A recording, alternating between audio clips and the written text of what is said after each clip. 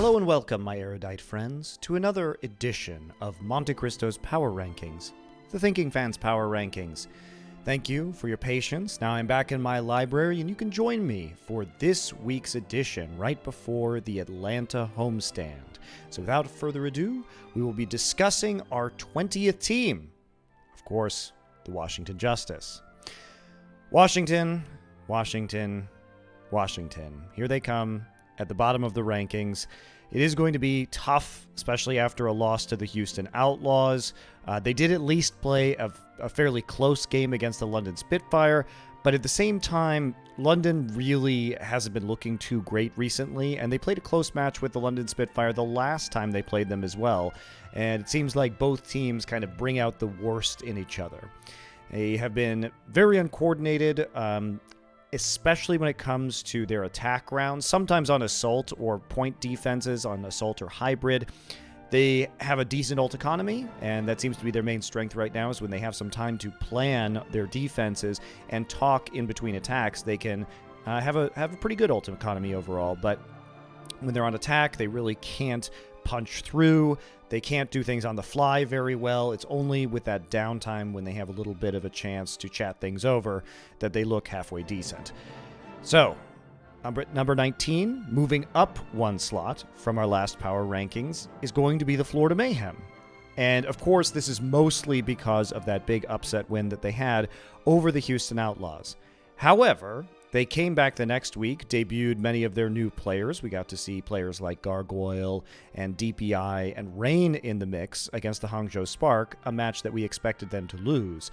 But we did not expect them to lose and look quite so terrible in the loss. Guangzhou Spark was able to set a new attack record on Eichenwald once DPI and Gargoyle came in.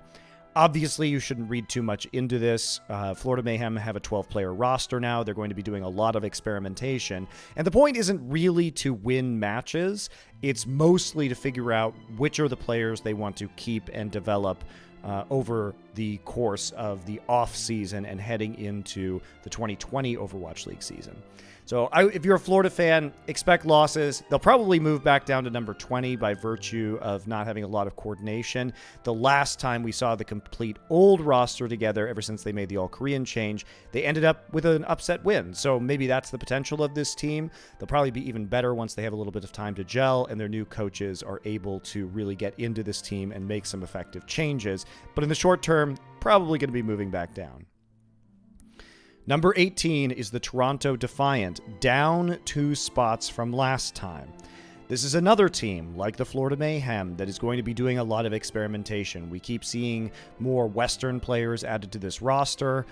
We did see, of course, Logix come in this last week when they played up against the Houston Outlaws. So this is an interesting experiment that's happening right now. Honestly, Logix was popping off on the Widowmaker, so still showing a lot of individual skill there, but the synergy hasn't come yet. This is a team that probably won't be moving too far up or down for the remainder of this season, most likely, due to the communication issues that they're introducing late in the game, but should be considered a rebuilding project or a building project coming into the 2020 season. So I think we'll see a lot of experimentation from them, like the Florida Mayhem, but they probably have their sights set on the long term right now. Number 17, with no movement, is the Guangzhou Charge. Guangzhou at least managed to take a map off of the Shanghai Dragons, and they roundly defeated the Toronto Defiant, but defeating the Toronto Defiant should be expected at this point. I'd say there's probably a pretty big gap between the Defiant and the Charge, because the Charge are at least showing signs of life, and they are able to hang with some of the mid-table teams, but they still need to take a big win, I think, off one of those mid-table teams to really move up in these standings. Fun team to watch, though, honestly. Even though they're not great, they're pretty consistently entertaining. It's very fun to watch Hotba flex onto a variety of DPS heroes. But we need to see a lot more from these guys. Tons of individual skill on this team. They are having trouble putting it together in a reasonable fashion when it comes to teamwork. Dropping 4 spots from our last power ranking is the Paris Eternal. Paris, reverse swept by Boston. That's always going to be rough. Losing to Houston, losing to Seoul. At least they're able to take maps against Houston and Seoul, teams that are in the higher echelons of the rankings right now, but if they were going to be legit, I think coming in at a mid-table ranking, having them at 12th before, they need to at least put up more of a fight, right? Not being able to close out Boston, I think, is a big black eye for the Paris Eternal overall, and they just don't seem to have enough fight in them to take it to mid-table teams. And speaking of the Boston Uprising, we'll be putting them at 15 this week, up 3 spots. They beat Paris, came back with a classic Boston reverse sweep. They're able to at least hang with Philadelphia up into map 5. I mean, their stage is over. They're going to end 1-6. But a lot of the struggles of Boston were because they weren't playing, I think, their A roster, having Aimgod and Kellex in there for a lot of this stage. Once they made those changes back into the roster, that's when they started to pick up traction again. I hope we see this lineup in the future.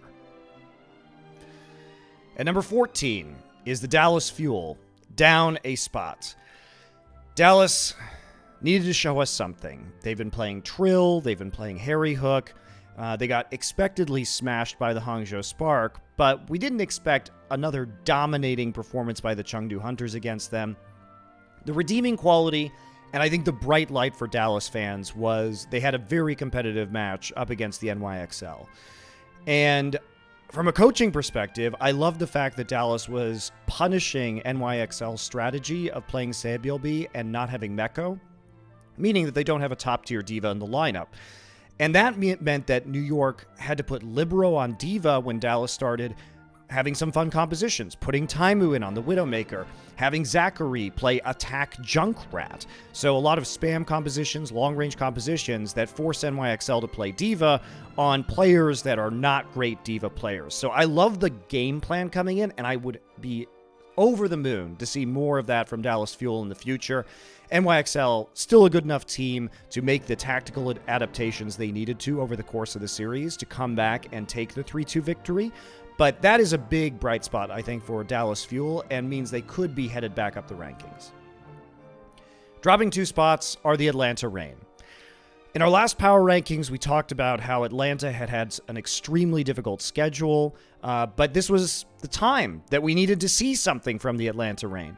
And we probably will see a couple of wins in the coming week when they play against Toronto and Florida at their homestand. But they also needed to beat Philadelphia realistically to be considered in that mid-table. And they lost to Philadelphia, so it continues their skid in terms of their results, but also finally they were up against a beatable team, in my opinion, for them, and they needed to show that result. Looks like they are going to be ending with 2 wins, which might put them up in the power rankings when it comes to stage 4. But right now, you had to take that win against Philadelphia. It was your one match that we saw in the last couple of weeks. They've had a week off now to retool some things. Hopefully we'll see a stronger Atlanta Reign and bumping them back up come the end of the stage. Number 12, moving up 3 positions, is the Philadelphia Fusion. Finally, Philadelphia looks like they have some life. 2-0 in the last couple of weeks, focusing on Atlanta and Boston. They did play to map 5, which makes you a bit nervous. But we also saw Philadelphia return to things that they're really good at. And my criticism of Philadelphia last time was when they were playing GOATs, they looked like they didn't want to play. They looked like they didn't want to be there. And now Philadelphia, EQO on the Genji, on the Pharah. We see Carpe returning to form on the Widowmaker. They had a verve to their gameplay that we haven't seen in a while. Obviously, we need to see a lot more of them to return them to an elite team status, but at least they're pulling out the wins. And we may, in fact, see them in the season playoffs, or stage playoffs, depending on how their matches go against Washington and the Shanghai Dragons. If they can pick up both of those matches, they'll probably be in the stage playoffs, unless some wacky tie breaks happen, and that would be fantastic for Philly, especially coming into stage 4. They should still be a season playoff contender with the amount of talent on their roster. So looking forward to EQO and Carpe carrying this team once again. At number 11 is the London Spitfire, dropping 2 positions. They suffered a brutal beating at the hands of the LA Valiant and the San Francisco Shock in the past week, but at least they played a close match against the NYXL, but they also played a close match against the Washington Justice. You can't deny the amount of individual skill that is on this roster. These are some of the best individual players in the league, but they never can seem to make the teamwork happen organically in the match. Their shot calling is a mess. They don't seem to understand basic concept of GOATs. So playmaking can get them wins, and frequently does, as that's why one of the reasons why they're in the mid-table right now. But this is a team that I'm not sure is ever going to adapt to the current meta. It's been so long. They're out of these stage playoffs. Fortunately for them, they're still well in contention for the season playoffs. But until we return to a meta where individual playmaking is king once again, I do not expect the London Spitfire to be a competitive team in the top 8 in the Overwatch League, especially after not even being able to take a map against the Valiant or the Shock this past week. So they're going to be dropping down. Thank you for watching the number 20 through number 11 teams. Be sure to catch my next video to discuss the number 10 through number 1 teams here in Stage 3 right before Week 5.